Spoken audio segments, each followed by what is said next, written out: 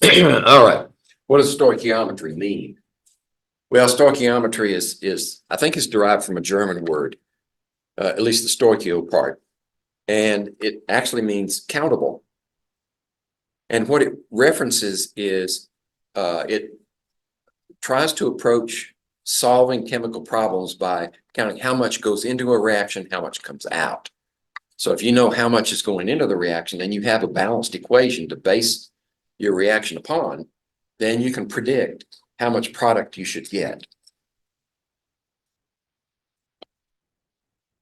So it's a big word with very basic meaning. There it is. I should have clicked the thing and it told me stoichiometry, coined by a German chemist, Richter. All right. So what we need to do, and this has been a problem from the beginning of chemistry and the beginning of the course, is develop an intuition for thinking, observing macroscopically and thinking microscopically. When you see something happen in the natural world, what's going on underneath that you can't see that's making it happen? That's chemistry. The change that occurs is unseen. Well, it's kind of hard to deal with that and predict what's going to happen if you don't understand the underlying reason for it's happening. So what chemists have had to do is use the tools that are available to give them information about the sublevel, about what's going on underneath. And that's what we call counting by weighing. In other words, we can count the number of atoms or count the number of molecules if we know what the molecules are, if we know what the atoms are, and we weigh them. Right? So here's where we're headed with this. Come on, here we go. Well, I jumped ahead of myself. The reason we have to do this is because atoms are too small to count. Right? I mean, we can count them now, right? We have instruments that can see individual atoms as they pass a detector. And many instruments actually do that, but they're very expensive, and we can't sit around long enough to count all the atoms that we're dealing with because they're in the billions. So that's why we devised this method. We also have to assume that every object that we're counting in a group is essentially identical. So in other words, if we have a pile of something here, let's be rich. Let's say it's a pile of gold. We have gold atoms in there. Then if we know, and if we assume that every atom weighs the same amount, then we can weigh that pile and we can use that relationship to say how many there are. Right? If we say that pile weighs 100 grams, and each of the atoms, well, let's be accurate, each of the atoms weighs 196 atomic mass units, then if we know how much an atomic mass unit is for each atom, this is per atom, if we can relate this mass to that unit, then we can figure out how many atoms there are in that pile. Okay. We're not going to do that type of calculation exactly, but it's just an illustrative point. We have to assume that every atom is exactly the same. Now, we know that's not true, right? Because of what? Isotopes, right? But if we take an average mass for each atom, then we can use that information to get a pretty good, a fairly accurate idea with experimental error. Remember, every measurement has error. We get an error with our message, our measurement, but the measurement error should be very small. All right, so that was a long way around of saying we need an average mass for every object or every atom in the collection. And if we do that, then we can, well, let's look at this illustration. We have a pile of marbles that weighs 394.8. grams. In 80 grams in that pile of marbles. If we take a subsample of that to find out how much each marble weighs, let's do it that way. 37.6 grams for 10 marbles. 37.6 grams for 10 marbles. That reminds me, a couple of you, when you were doing your dimensional analyses and converting factors, used the picket fence model. And that's fine. The problem was that you would put grams per marbles up here, both in the numerator, and that won't work. Right? This is a fraction. Grams per marbles is a fraction. And if you're going to use this model, then the fraction has to be grams up here and marbles down here. Okay. So watch it. That's why I use parentheses. Parentheses forced me to make the fractions part of the equation. But if you're used to using that, I just caution you to watch out for that problem. Okay, this tells us if we divide 10 into that, each marble weighs 3.760 grams per marble. Okay. So how many marbles are in that pile? Well, we could reason it out, or we can just go straight to our dimensional analysis, right? We're going to convert this into the number of marbles. So if we want that unit, we're going to take that unit, use some type of conversion factor, and come out with marbles over here. So in order to do that, this is in the numerator. Remember, always standalone numbers and units are in the numerator, right? They're divided by 1. Then the grams has to be on the bottom over here because we want to get rid of it, cancel it out. And we're going to leave behind the number of marbles. So this conversion factor is, by the way, equal to what? All conversion factors. They're equal to 1. Every conversion factor is 1. So if we multiply that by 1, we're safe. But we don't have our answer. That's the problem. So this is equal to 1. We put marbles on the top and we put grams on the bottom. Right? Now all we have to do is divide this into that and get the answer. And it should be shown here. I hope it is. Yeah, there it is. So in this case, we said, yeah, 1 marble weighs that much. And then we use that. That's not a good slide because it doesn't give you this layout for unit conversions. I mean, it's true. I mean, it's not false. And the answer will be 105 marbles. Divide this into that and you get 105. So by weighing, we can count the number of marbles in that pile. But how did we get the conversion factor? We did a subsample. And that's the way we do it with elements. We just take we purify the element, take a subsample. We have an agreed upon method for counting the number of atoms and weigh them. Then we got the ratio, one to the other. That was the real trick, trying to figure out how to relate mass to numbers. Right? And it took many, many years to get that one right. Okay, we're going to start off. I used a unit of measure. I think that probably haven't used it before. Atomic mass units. Did we talk about that yet? Okay. Oh, carbon as the standard, right? Carbon is the standard. 12 atomic mass units with infinite zeros. Yep. Okay. Sometimes I get one course confused with the other. What have we talked about already? So this is the answer to that question. How do we count the number of atoms in a pile when it's so small? It's too small to weigh. Well, we need a standard, right? And that's where the carbon standard comes in, and that every other element is based upon that one. And then we needed some special work by an Italian scientist called Avogadro and his student, whose name was Cannizzaro. That's another story, and I'll introduce it as the time is appropriate.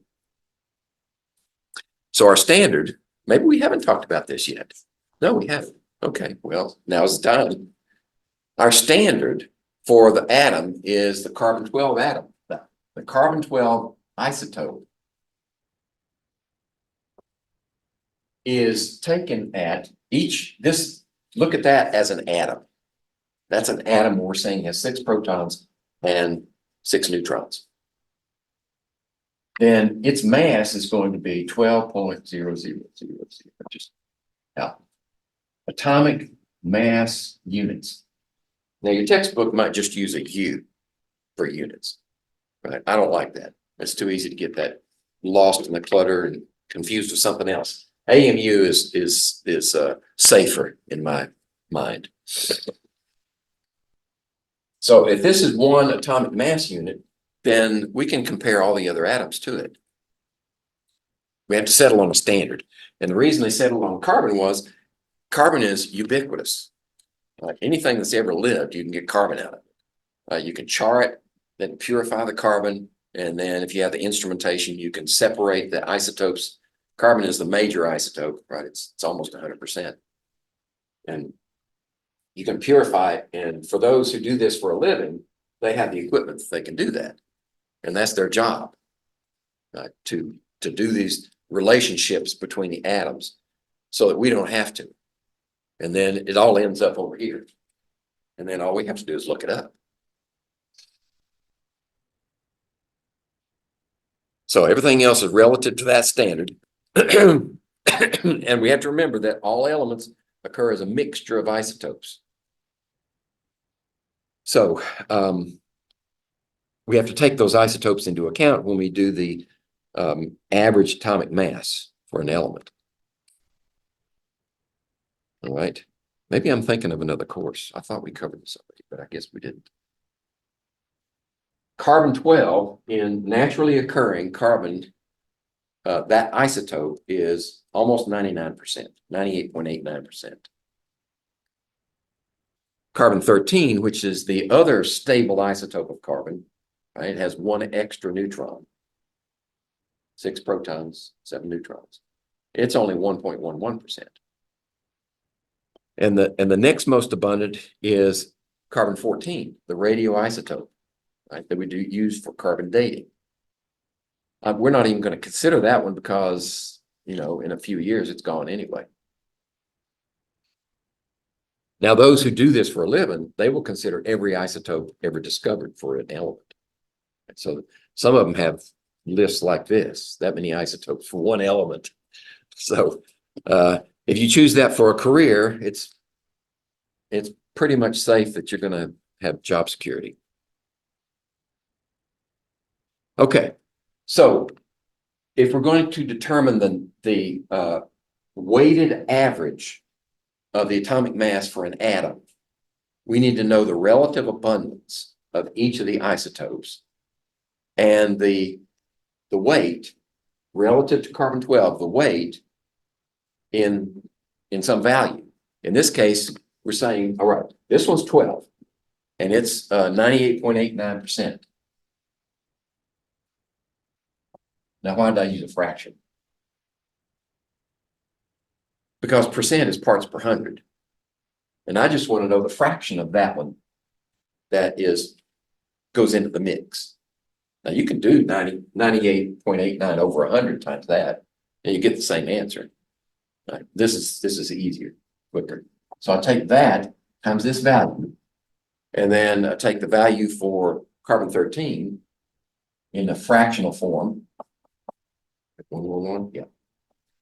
And times its value of, now this value is determined relative to that value. So if we assume this one is 12, then the relative mass of one atom of carbon-13 is 13.0034 atomic mass units. Okay. So if we multiply this times that, that gives you the contribution of this mass to the average atom. And this is the contribution of that mass to the average atom. And when you do those calculations and then add them together, you get, there it is, 12.01. So I'm not going to take the time to do it, but 0.9889 times 12 gives you a value. 0.0111 times this gives you a value, add them together. That's your weighted average of 12.01 to do that 2 decimal places. Now, I bet you've done weighted averages already and didn't know it. You manually calculate your grade point average? No, you just take the school's word for it. Right? If you've got 4 credit hours in a course and you make an A, that's 16 credits, right?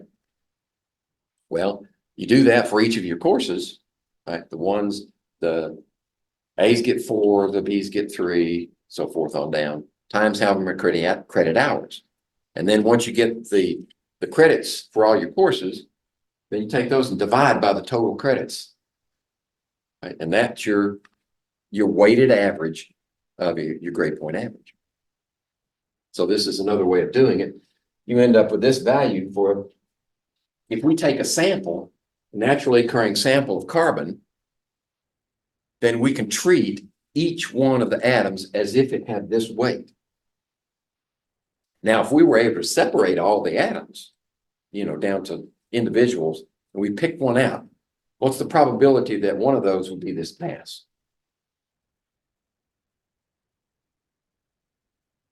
0. You won't find any.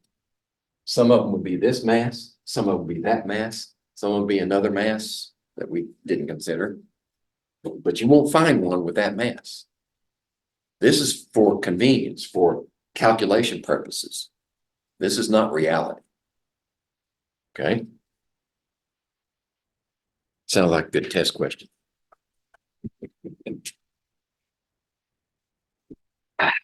Okay. That's what this statement is all about.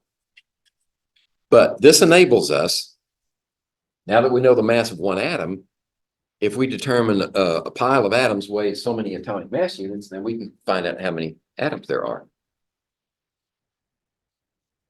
This is just an illustration of a mass spectrometer.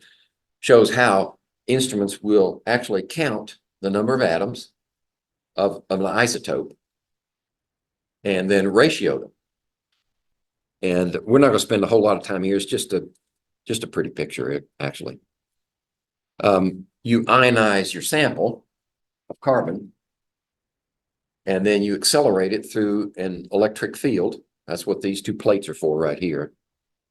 Make it go fast. And then you send it through a magnetic field, and all ions, when they pass through a magnetic field, will bend. Actually, I think those magnets should be on the other side, because ions, when they pass through a magnetic field, bend perpendicular to the field. So that is actually inaccurate. Anyway, the heavier the isotope, the more energy it has. They're all moving at the same velocity. So when they pass through this thing that gives them a force to move, the heavier ones don't move as far because the same force is being applied to each one. So the ones that are heaviest will end up out here on this lower end right here. They won't bend as much. And the lighter ones end up over here. And the electronics of these instruments now are fast enough that for every impact of an ion, it can count. Right? It can count them up like nobody's business. Takes, I don't know how long, picosecond to count one, and it'll count them all. And then they'll ratio the signals. That's where this information came from. All right. So let's solve a problem using this information for a different element. In this case, we have an element, an unknown element, is 62.6% of an isotope 186.956. 186.956 atomic mass units. And it represents 62.6%.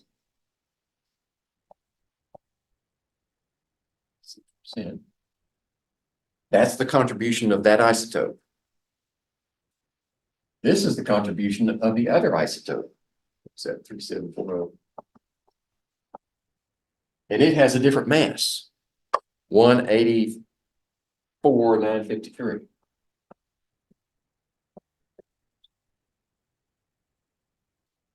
Okay. Let's go ahead and calculate that one.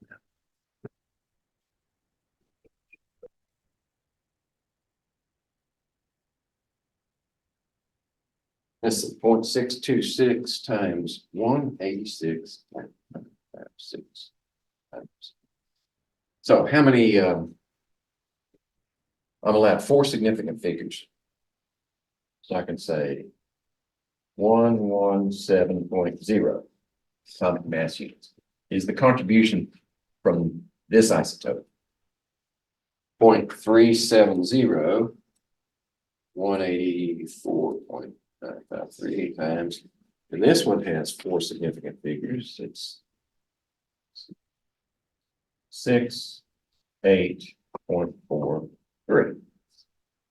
That's a 3, 4, 5, 8. 185.43. Actually, we're limited here, aren't we?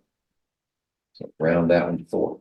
185.4 atomic mass units is the average, weighted average for that element with that information. So the average atomic mass then, let's see. There it is. There it is. I did something wrong, didn't I? Let's see. I miscalculated. 0.626, 186.56, 17, that's right. 0.3740 and 184.953 is, that's wrong.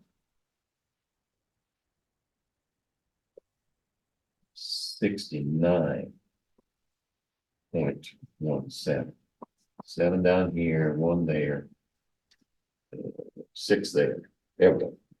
Okay, so this is rounded off to 186.2. There we go.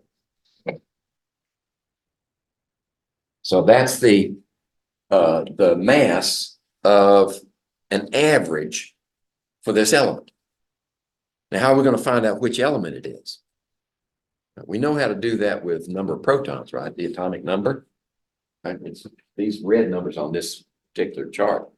We don't have that. Fortunately, as the atomic number increases, so does the mass. Right? So 186.2, just follow down, it gets bigger and bigger as you go down. Right? 186.2. And you can usually figure out which one it is. That's 183.8, 190.2, and this one is 186.2. That's rhenium. Now, that's not what I had you memorize, though. Okay. There are a couple of places here in the chart where the masses are very close together. They might be within the margin of error. So in that case, you need some other information to tell you which one's which. Like, let's see, argon is 39.9 and potassium is 39.1. They're pretty close together. There's some others in here. I can't place them right now. But they're close enough that that might not be a reliable way to determine the element by itself. All right. Now, here's the thing. Do we have a balance that will weigh in atomic mass units? No, we don't. That's a starting point. What we need is a way to measure a certain number of atoms in a unit that we have access to, and that's the gram. So every lab has a balance that'll weigh in grams. So what we need is, what's the relationship between grams of an atom and how many there are? Well, these numbers were chosen, whoever did it was pretty smart, because that value is the average mass of an individual atom of iodine, 126.90 atomic mass units. But it's also, let's see, 126.9. 26.90 atomic mass units per atom. But it's also grams for a certain number of those atoms. The mole. The mole of those atoms will give you that mass. That's something we can hang our hats on. The mole is a number of things, and it's experimentally determined and refined periodically. But for our purposes, it simply states that if you have a mole of carbon, carbon 12 atoms, the mass will be exactly 12 grams. Instead of 12 atomic mass units for an atom, which is the standard, now the standard is 12 grams with infinite zeros per mole of carbon isotope 12. Unfortunately, we don't have to deal with that. Somebody else has already figured that out for us. The number is 6.022 times 10 to the 23rd. That's a big number. And it takes a lot of atoms to allow you to weigh in this unit of measure. It takes that many. So if you have one mole, this many atoms of iodine, you will have that mass for that many atoms. Now this is in honor of Avogadro. It's called Avogadro's number. Now it's based upon his theory, but Avogadro never determined that number himself. Okay, so one mole of naturally occurring carbon is going to be 12.01 grams. We can use that. Right, that's a good question. Why 12.01 and not 12? Because you get a mixture of isotopes, right? That's a weighted average. Okay. All right. Let's see if we can use what we know. And now we're going to use dimensional analysis, right? Conversion factors to say something about iron atoms. How many atoms are there in 4.48 moles? 4.48 moles of iron. Well, actually, it doesn't matter if it's iron or not, because we're not using mass. We want to know how many atoms there are, right? So the conversion factor here is going to cancel moles and leave us with atoms. And what's the relationship? One mole is 6.022 times 10 to the 23rd atoms. And I think I've calculated it here somewhere. Yep. 2.70 times 10 to the 24th. Cancel that, cancel that. 2.70. Three significant figures? Yeah. 10 to the 24th atoms of iron. And we got that by this multiplying the 4.48 by the. Yep. Okay. Because they're both in the numerator, multiply them straight across. We canceled the moles and left us with the units that we want, atoms. Okay.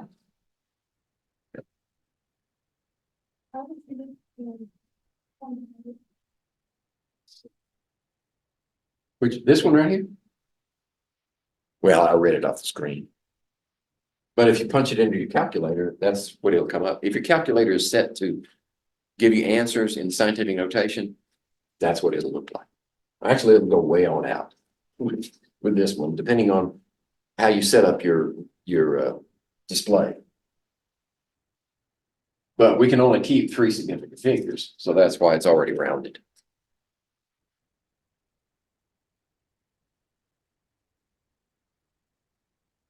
This is what's known as molar mass. or of an element. The molar mass of an element is how much does a mole weigh? And the molar mass of an element, an individual element, is right here. In this periodic table, it's there. Others, it may be some other place. But it's always got this fractions.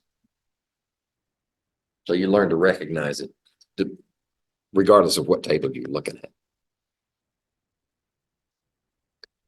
So those are the molar masses of elements.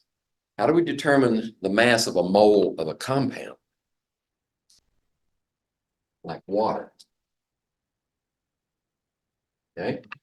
Well, if you have 1 mole of water, if you have 6.022 times 10 to the 23rd molecules of this formula, how many moles of hydrogen do you have? Right? You got 1 mole of hydrogen, and you got 1 mole of hydrogen, and you got 1 mole of oxygen. So you have 2 moles of hydrogen. Okay. And we know that each mole of hydrogen weighs 1.01. I always round it up 2 decimal places. 1.01 gram per mole. And 1 mole of oxygen, right? 1 mole of oxygen is 16.00 grams per mole. So the moles cancel, numerator, denominator, numerator, denominator. This one gives you 2.02 grams. And this one gives you 16 grams in 1 mole of water. So you add them up and you have 18.02 grams per mole of water molecules. Okay. That's how you determine the molar mass of a compound. You just add up the molar mass of each of the elements, how many there are. All right. And there it is in black and white and blue.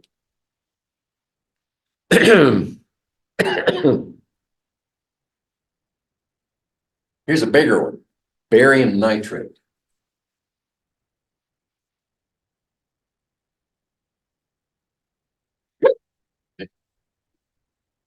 Just to emphasize, barium is an alkaline metal, alkaline earth, and has a 2+ charge. Nitrate is a polyatomic ion with a 1- charge. Right? That's why you need 2 of them to balance that 2+. So this compound is written correctly. But how do we do the molar mass of this compound? You have 1 mole of this compound. How many moles of barium do you have? You have 1 mole of barium. Okay. How many moles of nitrogen do you have? Well, you have a subscript times whatever's inside that parentheses. You have 2 moles of nitrogen. And you have 2 times 3 is 6 moles of oxygen. Okay. So to find the molar mass of that compound, we need 1 mole of barium. What is its mass per mole? Well, you can look it up. 137.33 grams per mole. That's a big atom. Nitrogen is 14.01 grams per mole. Okay. And oxygen, we did that one before, is 16 grams per mole. Okay. So all I have to do is multiply these out and add them together. Let's see. Yeah, it's done there for you. All right. This is obviously going to be 137.33. This is going to be 28.02. And this one's going to be, let's see if I can do that in my head, 96. 16 times 6. 96. Add those 3 together and you end up with 261.35 grams per mole. Now that mole is a mole of this formula. It's a mole of that compound. Okay. That's how it's done.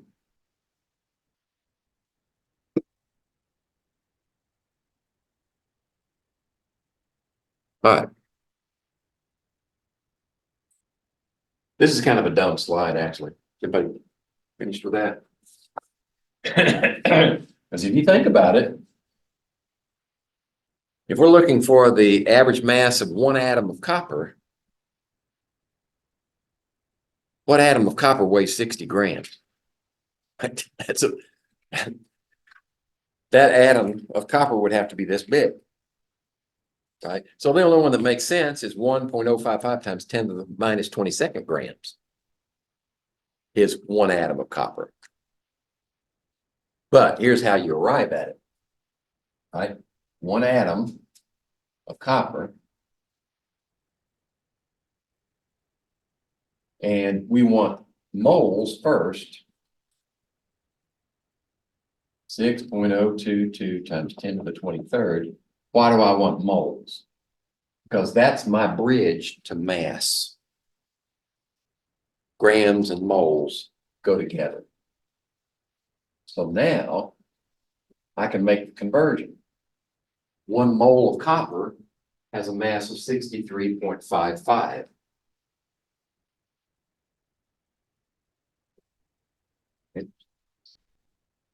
That's a chain conversion. I went from here to here, left me moles, went from here to here, left me with grams. And if they got that right, 1.055 times 10 to the minus 22nd grams is per atom. One atom of copper weighs that much.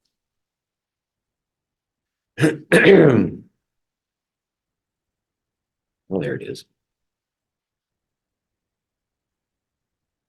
Okay. How about the number of copper atoms in 63.55 gram sample of copper? How many would that be? It's kind of a trick question. 63.55 grams of copper in 1 mole. So that's 6.022 times 10 to the 23rd atoms. Okay.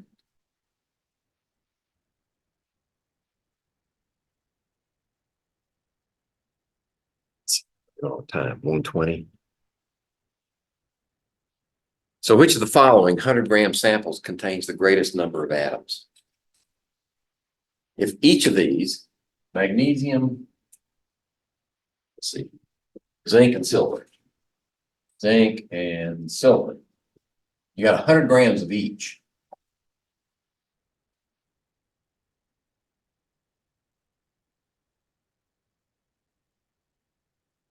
We don't actually have to calculate the number of atoms. We can reason this one out if we go back to the relationship between grams and moles. Okay. What's the molar mass of magnesium? Look it up over here. 24.31. 24.31 grams per mole. How about zinc? Zinc is 65.38 grams per mole.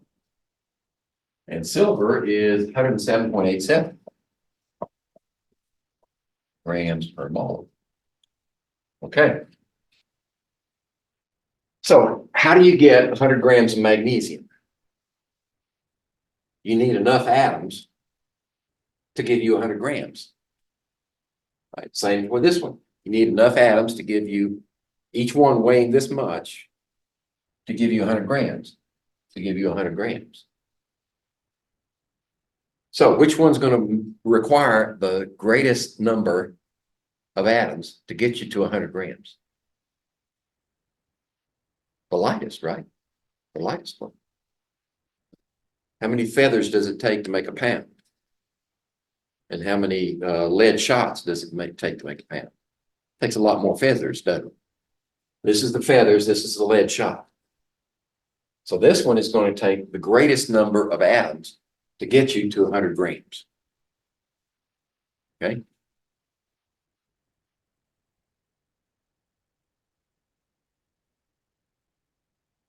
All right.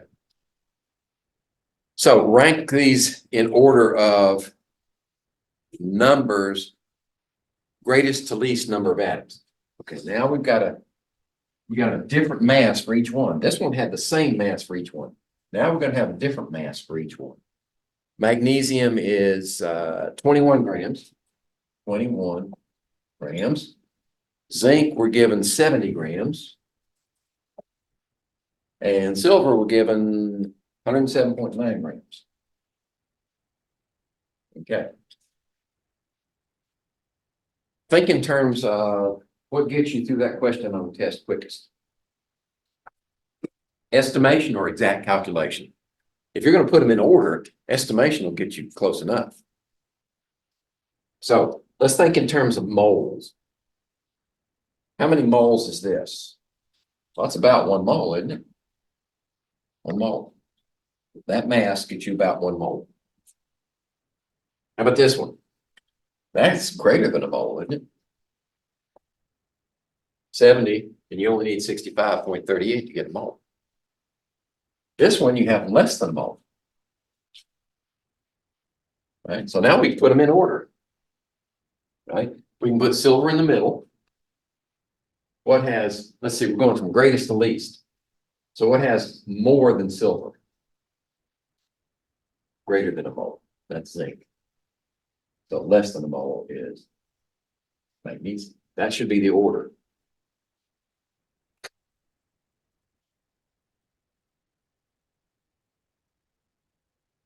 Zinc, silver, magnesium. Should be the order. Greatest to least number of atoms with these masses of each one. Okay. All right.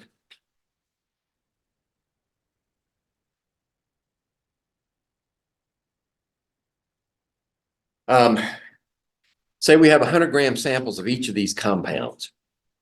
We're going to rank them from greatest to least number of oxygen atoms. And I subscripted there time for Henry Ford. Why would I say that? Think assembly line. You're going to do the same set of calculations for each one of these, starting with 100 grams. You're going to calculate the same way. You're just going to have different values in each of those positions. So that's how I keep myself honest. I just write the name here, or the formulas there. Dinitrogen monoxide, also known as nitrous oxide, that's laughing gas. C3H8, no, H6O2 and CO2.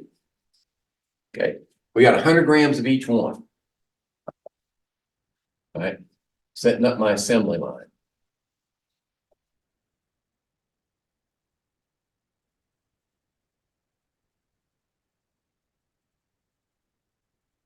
What I want to end up is, I want answer is number of oxygen atoms on this end. Okay, so how do I get there? Well, I can calculate the number of moles of this compound. What I need is the molar mass of each one. That way, that's a start. Grams on the bottom, moles on the top, right? Because grams are on the top here, grams have to be on the bottom there. So I'm building my assembly line. Okay, so what's water? We did that one before. It's 18.02. How about N2O? Well, I see it's 14.01 times 2, right? Nitrogen, 14.01 times 2, and then oxygen is 16. That's 4402. C3H6O2, okay, that's going to take a little work. 12.01 for each carbon, times 3. And then hydrogen is 1.01. Take my word for it. 1.007, rounded up to 2 places. Let's see. I lost my place. 12.01. And then 6 times 1.01, add that in, And then 2 times 16 is 32. So I got 7409. 74.09 there. Carbon dioxide, 12.01 for that one carbon, and then 32 for the oxygens. 4401. There we go. Okay, what does that get us? Well, the grams are canceled, leaves us with moles. That's moles of the compound. If you have a mole of this compound, how many moles of oxygen do you have? Just one, right? 1 mole per mole of compound. So that's your next conversion factor. So if you have a mole of compound, right, that cancels this one out. Then for water, you have a mole of oxygen. For this one, same thing. 1 mole of oxygen for every mole of compound. Okay. This one, you have 2 moles of oxygen for every 1 mole of compound. And this one, you also, carbon dioxide, you have 2 moles of oxygen for every mole of compound. All right, that's where we want to be. Because if we're only comparing the numbers of atoms, the mole is a counting number. You don't actually have to, if you're just comparing them, you don't have to go all the way to 6.022 times 10 to the 23rd. Once you have moles, you can compare the numbers. So this is as far as we need to go. All right, we cancel that one, that one, that one, that one, that one, that one.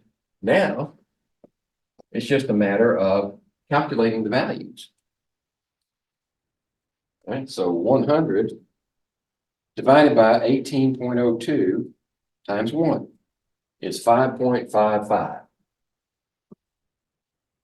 moles of oxygen. The next one, 100 divided by 44.02 times 1, 2.27 moles of oxygen. Next one, 100 divided by 74.09, now times 2, 2.70, rounded off. And the last one, 100 divided by 44.01 times 2, 4.54.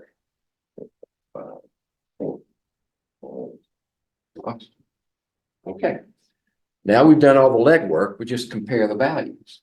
So if we're going from greatest to least, this will be the greatest, and this will be the least. This will be the next greatest, and this will be next to the last. Okay.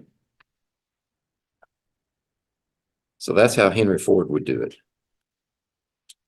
So water's number 1, carbon dioxide's 2, propionic acid, I think that's what that is next, and then laughing gas is last.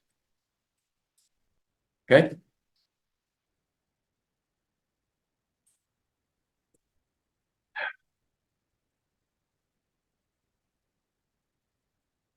This is we're just stopping for a second to talk about problem solving. When you ask a question, particularly if it's a word problem,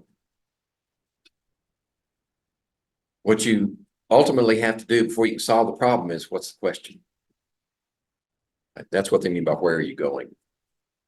What's the final goal? What's the question? If you don't know what the question is, then obviously you're not going to get the answer.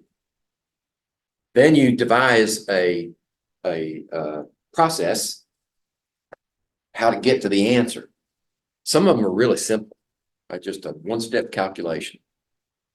Some of them are more complex, and you have to break them into pieces that you are familiar with based upon working thousands of problems, maybe hundreds of problems. And then before you leave that problem, ask yourself, does that answer make sense? A friend of mine was at LSU, was a student in mechanical engineering. And they had some whopper problems that they had to calculate. They had to answer. And he said it never surprised him. Oh, it always surprised him that so many of his classmates would take the information and the formulas that they had derived during one chapter's investigation. And when the instructor would give them a problem, they would take the numbers given in that problem and shove square pegs into round holes. They put them in the formulas that they knew during that chapter and come out with some wild answer. Like the answer should have been in the neighborhood of, I don't know, 37.5 grams. And they come up with 1.54 times 10 to the 40th kilograms. And they just put the answer down and say, that must be it because I put it in the formula. They never stop to think, does the answer make sense? The answer wouldn't have made sense if they'd paid attention. All right. Next.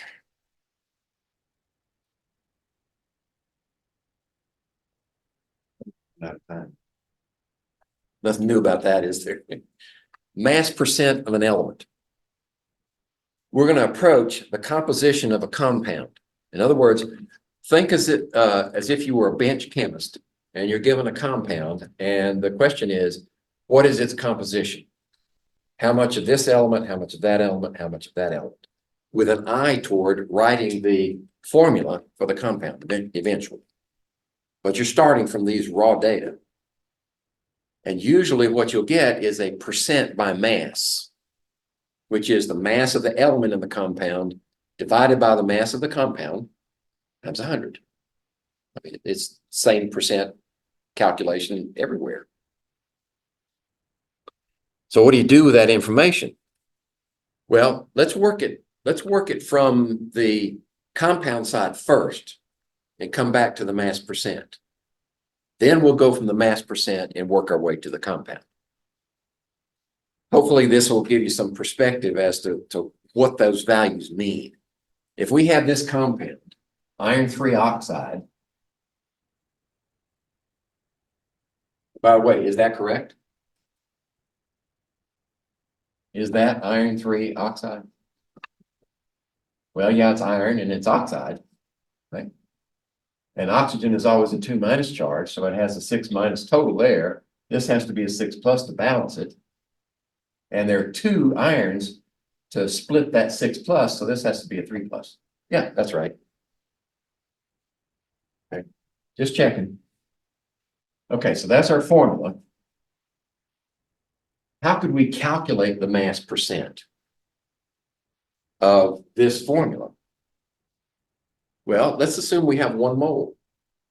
Just 1 mole of a compound, right? What would be the total mass of that mole? The total mass of that mole would be 2 times, let's see, look up iron, 5585. 55 grams per mole. Grams per mole with 2 moles. Right? And then 3 oxygens, which we know is 16 each, grams per mole. Then we can add those together.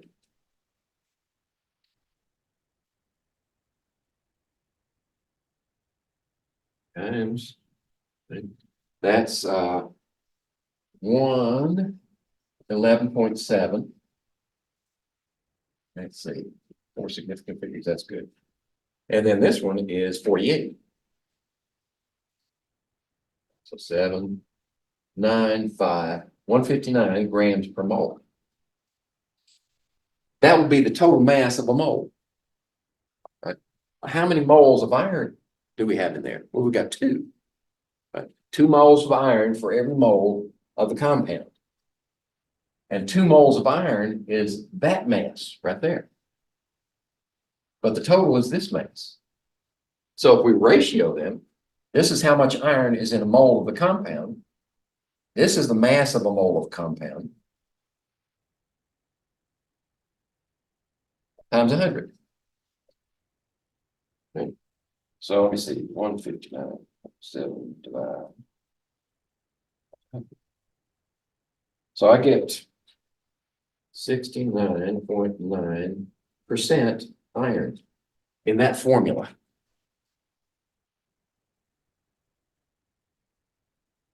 And they took it out. They took it out another decimal. That's okay. Point made. That's how you would calculate the mass percent if you know the formula.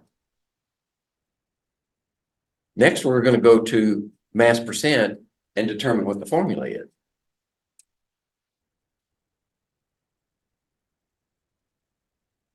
Hold on a second. Is there a detour? 100 gram sample of each of the following, rank them in highest percent oxygen by mass. All right, this is going to take too much time. I'm sorry, but we're gonna have to skip this one. We would set it up like another Henry Ford, 100 grams of each, determine the mass, the total mass of the compound, and then the mass of the oxygen in the compound, and ratio them. That's all there is to it. And then say which is which. I mean, which is greatest? Mass percent. All right, this is what I wanted to get to. Taking values of mass percent and working our way toward the formula of the compound. We have to go through two steps. One is the empirical formula. The empirical formula is simply the smallest whole number ratio of the elements in the compound by numbers. So the empirical formula for this example is 1 mole of carbon and 1 mole of hydrogen. Ratio 1 to 1 in that compound. Right? So what does that mean? Well, in this example, that's the simplest whole number ratio of moles of carbon to moles of hydrogen. We could have got that from this one, right? That's 1 to 1. It's also acetylene. Or we could have got it from this one. That's benzene. Okay, and there are a whole host of others we could do. So the empirical formula gives us some information, but not enough to say what is the actual formula for the compound. This is the first step to determine the empirical, what's the smallest whole number ratio. What we're looking for eventually is the molecular formula, they call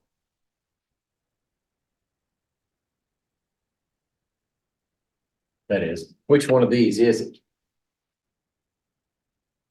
Okay, that's where we're headed. Well, if we know this is the simplest whole number ratio, then what we need is a multiplier here. If we put a 1 there, it's still CH is the formula. If we put a 2 there, it's C2H2, it's this one. If we put a 6 there, then it's this one. So we're looking for that number right there. Right. How do we find it? Well, if we know this is the simplest whole number ratio, we know that 1 mole of that unit would be 12.01 plus 1.01, right? 13.02 grams per mole of that unit. If we find that it's a 2, then we know that the value is 26.02 grams. If we see that it's a 6, then it would be times 6. It would be 12, 1, 18, 78, right? It would be that mass if this value were 6. Okay, so we got to find out what that value is right there. Well, how do we do it? Well, if we know this is the simplest whole number ratio, that's equal to 13.02. What we need is an independent source of information that tells us exactly what that value is. right, that tells us what the molar mass is for the compound. If we're given this value along with percent composition that I'm going to show you in a minute, then we can ratio this one to this one and get that value right there. And that tells us what this value is. We propagate it through the formula and we come up with that. That's where we're headed. Okay, so first we got to get the empirical formula. From the percent composition by mass. I'm not going to stop here. This is what's known as a carbon hydrogen chain. This is one way of analyzing a sample for carbon, hydrogen, and oxygen composition. I've used them before. They're kind of messy, but they work. Okay, so here we have an example. This is adipic acid. And we're going to calculate the empirical formula for adipic acid, 49.3% carbon. And so carbon is 49.3% by mass. Right? Mass. Next, it's given hydrogen, 6.9% hydrogen. And oxygen is 43.8%. By mass. Now we're told that that's all there is to it. There's nothing else in there but those three elements. And you can prove it to yourself. If you add these up, it should come close to 100. You know, with maybe a little error thrown in. All right, here's the problem. When you're given that value, question again is what does percent mean? Percent is parts per 100. Right? It's not a mass. We're looking for the mole ratio, the numbers of atoms, ratio to one another. This is mass. How do we convert from mass to moles? We need molar mass, don't we? Yeah. But that's not a mass. That's a dimensionless number. So we have to make an assumption in order to get us something that we can work with. If that's parts per 100, if that's 49.3 grams per 100 gram sample, let's assume we have a 100 gram sample. Right? If we have a 100 gram sample, that means 49.3 grams of it is carbon. Okay. And 6.9 grams is hydrogen. And 43.8 grams is oxygen. Now we got something we can work with. Now we can calculate the moles of each one and ratio the moles to find the simplest whole number ratio of the atoms in this compound. All right, so here's our Henry Ford again.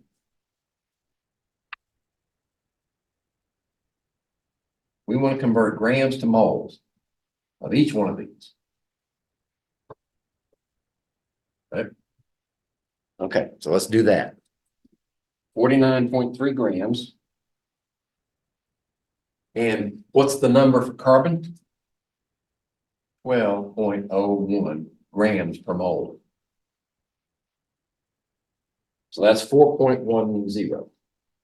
4.10 moles of carbon. How about hydrogen? 1.01. So 6.9 enter 1.01. 6.83.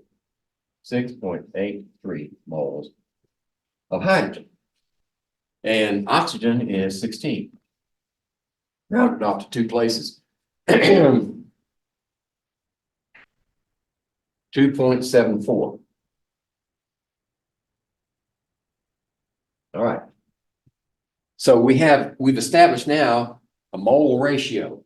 For every 4.1 moles of carbon, we have 6.8 moles of hydrogen and 2.7 moles of oxygen. But are we there yet? No, that's not a whole number ratio. So how you turn this into a whole number ratio? Well, the simplest way is to take the smallest one and divide everything by it. So if we divide, and once you got a ratio, You can multiply by all by the same number, you can divide by the same number, and you haven't changed the ratio. Correct? I mean, that's permitted in mathematics. So we divide this one by 274, divide this one by 274, and divide this one by 274. And see what those numbers are. Well, this one's going to be 1, obviously. That's why we picked it. 6.83 and divide it by 2.74. That's about 2.5. Okay. And 4.10 divided by 2.74 is 1.5. All right, we're getting closer to whole numbers. So if we multiply this by some factor, can we get whole numbers out of all of them? Yeah, because there's a half right here. If you multiply this times 2, you get a 3. This one times 2, you get a 5. And this one times 2, you get a 2. So if we multiply each one by 2, this is 2, this is 5, and this is 3. So the empirical formula now, since we have whole number ratio, is C3H5O2. Okay? So we've got our empirical formula. What we're looking for is the multiplier. Okay, let's see, empirical, there it is. We're given the molar mass of the compound. What's the molar mass of this one? I rather than call it molar mass, I call it empirical mass. What's the empirical mass of this one right here?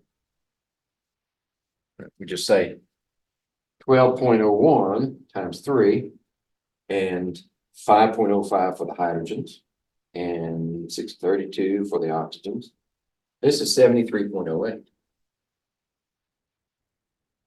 grams per mole of that unit. But we know that the empirical formula, I mean the molecular formula, is 146 grams per mole. Ratio the two. And find the nearest whole number to that, which is 2, isn't it? 73 into 146, it's about 2. So N equals 2. That means that our molecular formula is C6H10O4. This one, how's it? 3 times 12.01, 5 times 5.05, and 2 times 16. And that gives you, this is my, what I call the empirical mass. And you just divided it by the 146 to get the 2. Yep, divide this into that. And then you just. Right, because if you times add. You times the 2 with everything inside. Yeah, Okay. right, make that 2 times everything in here. Gotcha. And this ratio is going to be 2. If you do the molar mass calculation for that one and this one, it's going to be that and that. So our answer should be C6H10O4. I'm over. You see how much more I've got to go. A lot. Because I still haven't shown you how to balance equations yet. Okay, what we may have to do is, well, I have 2 options. If we stop here and go to the lab, I think, yeah, go to the lab. And postpone the rest of it till next time, then we got to get all this. Oh, no, we're good, Chet. Because I built in a buffer. Yeah, February 6th is the buffer. Okay, that's good. We can stop here. This will be part 1. Part 1 of chapter 3. Do part 2 on Thursday. And then next Tuesday, we can do chapter 4. Yeah, and then come back on Thursday for the review. Okay, let's do that.